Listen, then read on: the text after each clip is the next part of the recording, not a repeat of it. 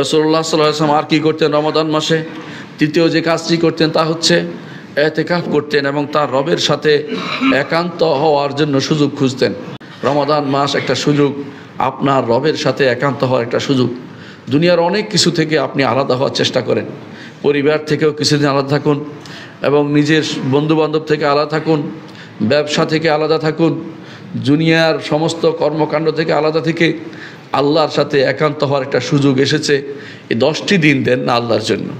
আপনারা তো বহু জায়গায় যান, বিভিন্ন জায়গাতে খুঁজতে যান, আনন্দ খোঁজার জন্য বিভিন্ন জায়গায় যান দেখার জন্য। ওসব বাদ দিয়ে 10টি দিন আল্লাহর জন্য দেন।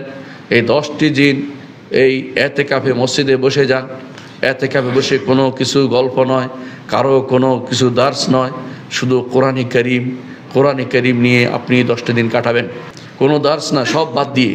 অনেকে আছে মসজিদে বসে দুনিয়ার গল্প অথবা বাজারের হিসাব অথবা সংগঠনের হিসাব, এই সবগুলি হচ্ছে বাতিল কাজ। আপনাকে অবশ্যই মসজিদে বসে রমাদান মাসে মুহাম্মদুর রাসূলুল্লাহ সাল্লাল্লাহু আলাইহি ওয়াসাল্লাম কিয়াম এবং কিরাতের মধ্যে কাটাতেন। আপনি কিয়াম এবং কিরাতের মধ্যে পুরো সময়টা কাটাবেন, কোরআন নিয়ে পড়বেন, এই কোরআন নিয়ে গবেষণা করবেন।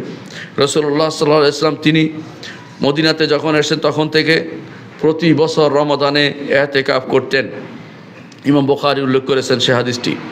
অনুরূপভাবে রাসূলুল্লাহ সাল্লাল্লাহু আলাইহি ওয়াসাল্লাম একবার তিনি শুরু করেছিলেন, প্রথম দশকের ইতিকাফ করেছেন।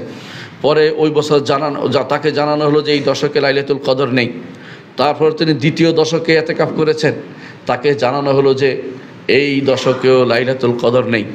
তারপর তিনি তৃতীয় দশকে ইতিকাফ করেছেন, তখন রাসূল বললেন যাকে জানানো হলো লাইলাতুল কদর, তিনি সেটা জানার পরে বের হয়েছেন মসজিদে সংবাদ দিবেন। এমন সময় দুইজনের ঝগড়া মিটাতে গিয়ে সেটা তিনি ভুলে গেলেন। তারপর তিনি বললেন এর মধ্যে কোনো কল্যাণ রয়েছে। তারপর তিনি বললেন শেষ দশকেই খুঁজো। তারপর তিনি বললেন যে সবচেয়ে বেশি আশা করা যায় বেজরের মধ্যে, তবে জোর যে হতে পারে না তাও না।